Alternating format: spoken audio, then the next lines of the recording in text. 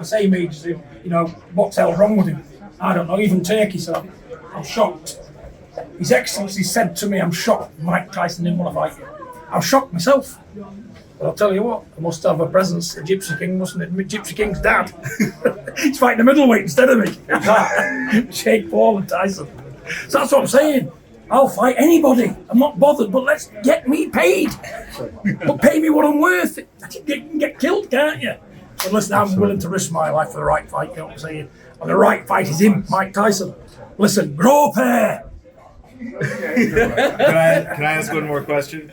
We were talking to Tyson earlier. He said it doesn't matter if you're a great boxer, you have to self-promote. That's part of the game. Absolutely. You've definitely been there since the beginning. You've been there from very early on. At what point did he become such a champion self-promoter?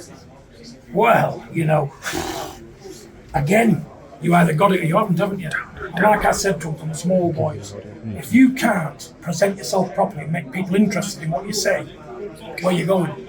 You know, look at all the greats. I've watched them all. Muhammad Ali, probably one of the greatest promoters of his time. You watch what he does. You know, you had the Nassim Ahmeds of the world. You had all these other people, the Sugar Ray Leonards, you know. They all had a voice, didn't they? And they all made people interested. But there's one thing they had as well. It was all excellent boxers, wasn't they? They couldn't use that braggadocio without knowing what they could do with the skills behind it. You can't be flash, you can't, otherwise you're a flash in the pan. But the other thing I'd say about Tyson is every time he has needed to step up, he does. He just has. Whether it's knocked down by Steve Cunningham, he gets up and finishes him. Do you know what? He always, there's no quit in him, but thus far, and I know you don't want him to go on forever. Today they've said 7 to 10 more fights, please. And now he's talking to us. Yeah, I can go till I'm 40. 5 more years. You don't want him to. Because you're his dad. No comment. You're his dad. Listen, all I say, if they can still perform at the highest level, and they've still got it, and they're still up there with it, there's not a problem.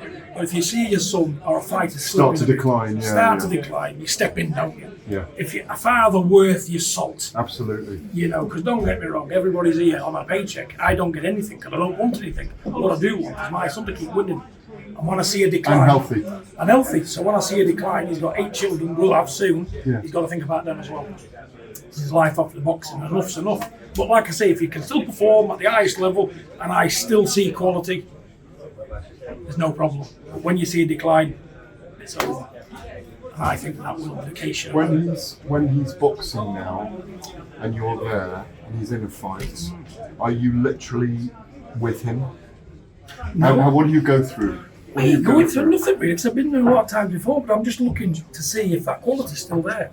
You know, is there any decline and this, that, the other? Should he be doing this? Should he be doing that? So did the Ngannou fight worry you, or did you think he wasn't there mentally for it? If it was me, he would have never fought. He wasn't fit enough to fight.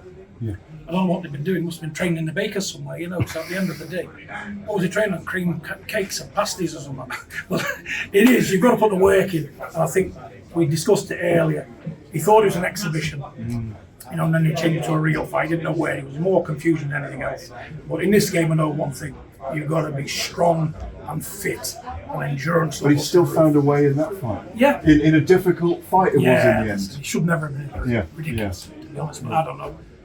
Tyson's his own man, and at the end of the day, these things have all happened to take us to where we are today. What do you feel about your grandchildren boxing? They're all boxing now. They're all doing very well now. Are you happy for them too? Yeah, all right. You know, I've got a grandson there, grandson John Boy. He's 14. I think he's had 5 now. He's busting them up now. Every time he fights, there's blood everywhere. You know what I'm saying? So it could be another. And he fights like Tyson as well. But there'll never be another Gypsy King like Tyson ever. He's my own son. He's special. There'll never be another one like him. When he's gone, he's gone. You know, the others probably can do what they can do, but he's got all the ingredients to make a very tasty cake, hasn't he, Tyson? And he's a one-off. Oh yeah. One-off.